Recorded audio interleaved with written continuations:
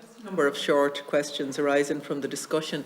I think in terms of the guidance counsellors, and I know you mentioned that there will be a strategy there and that there's 900 guidance counsellors there already, but it is quite obvious that that isn't sufficient and that we need more boots on the ground in relation to particularly in exploring options for students around further and higher education, and that has to match up with the apprenticeship opportunities that hopefully will be provided. So my question around that, I suppose, is how many extra guidance counsellors would you see in place in the next couple of years?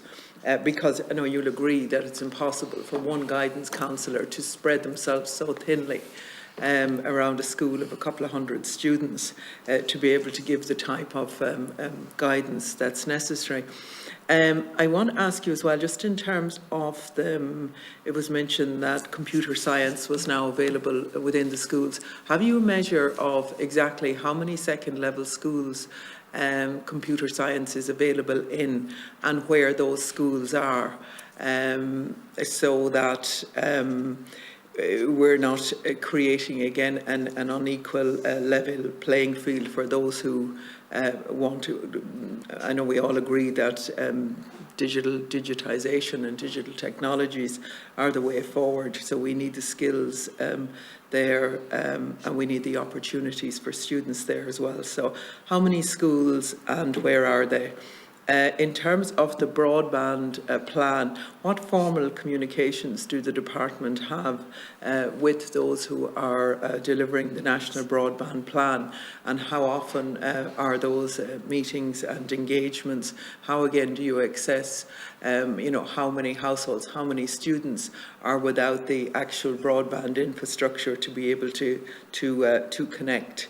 And just around the urgency of the implementation, obviously with COVID it has concentrated the minds.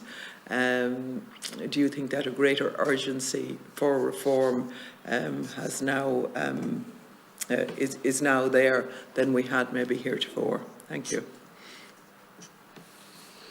Thanks for those further questions, Deputy. I'm going to invite one or two colleagues to maybe come in and add to what I'm going to say.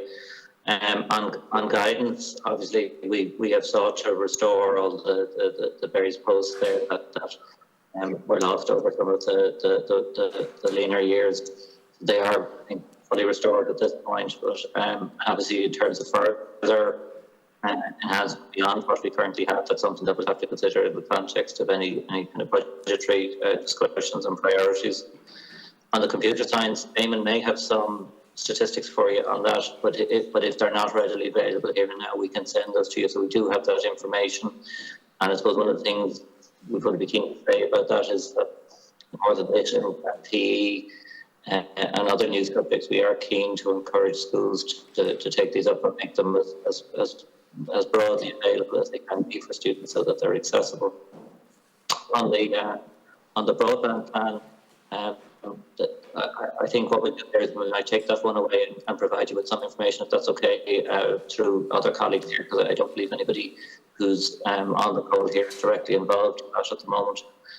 And then just finally then on the implementation, I would agree with you. I think that there's probably been for quite some time a strong sense of a need for reform, and it obviously has been talked about in the public domain for quite some time around, I suppose, the leaving certificate, particularly in a leaving certificate experience, perhaps more than just the senior cycle more generally.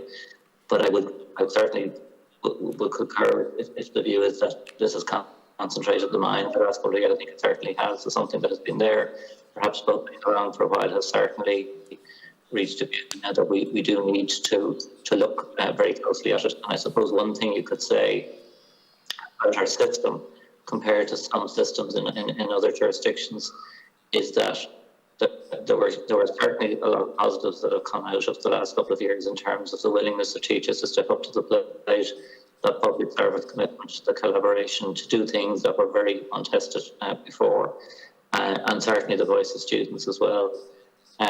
But certainly one thing it did expose, I suppose, the level of resilience that's in our system.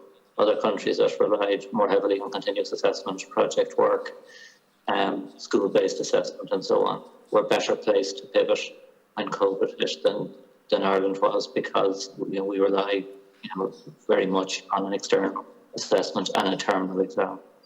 So maybe if I just go to Eamon, if there's any more statistics that we can give you just on the computer science subject. Okay, thank you very much. Senator Pauline O'Reilly. He was going to.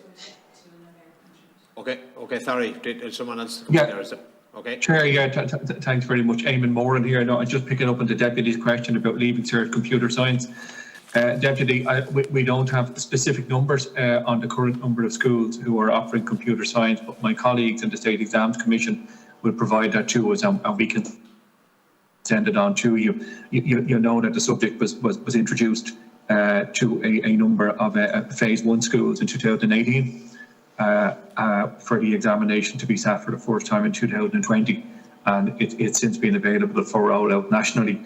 We work very closely with schools proposing to offer the subject, given that it's a brand new subject, and our teacher support services, the professional development services for teachers, provides extensive CPD to the teachers in those schools to ensure the effective rollout of the subject. Fair amount of excitement in it as well.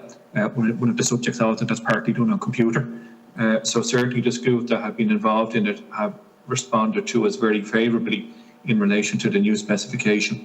But on the specifics, Deputy, we'll come back to you with the numbers. Thank you.